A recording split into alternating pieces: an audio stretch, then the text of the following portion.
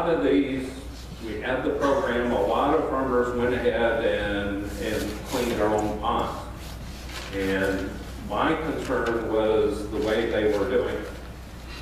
A lot of times they took the material out and they might use a skid loader or something like that, and they just piled it along the edge of the pond. Well, if we do get rain, first big rain, it's just going to wash right back in. So you want to get this nutrient-rich material in the bottom of the pond. You want to get it away from the pond. Hopefully carry it away from any point that can erode back into your pond. Another thing that they a lot of times will do, if there's a little bit of water left in there so it'll dry out, they'll go ahead and cut the dam.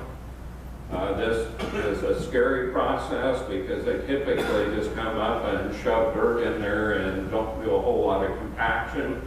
So you got this point in your dam there that if you get a big flow into the pond, that it'll go ahead and wash out. So this particular fellow, I said, you need to get somebody out there with a tamper, get some bentonite clay material and get that thing packed in there good once you dig that pond out.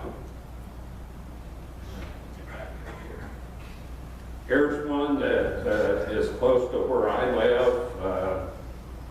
Saw the guy working on this thing, and he basically had a cat, or had a fellow with a cat come in, Caterpillar, and just shoved all the material right up on the dam. Well,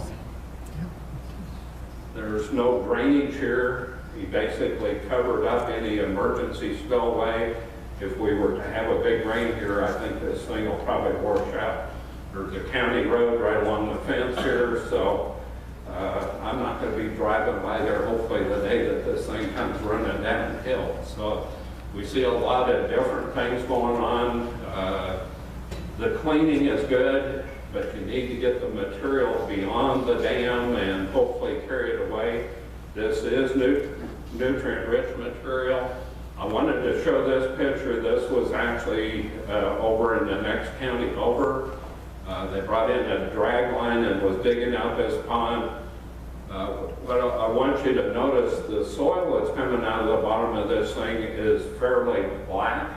This is typically an indication of, again, a lack of oxygen. A lot of our ponds, if you dig down in the bottom, it stinks and it's kind of a nasty stuff.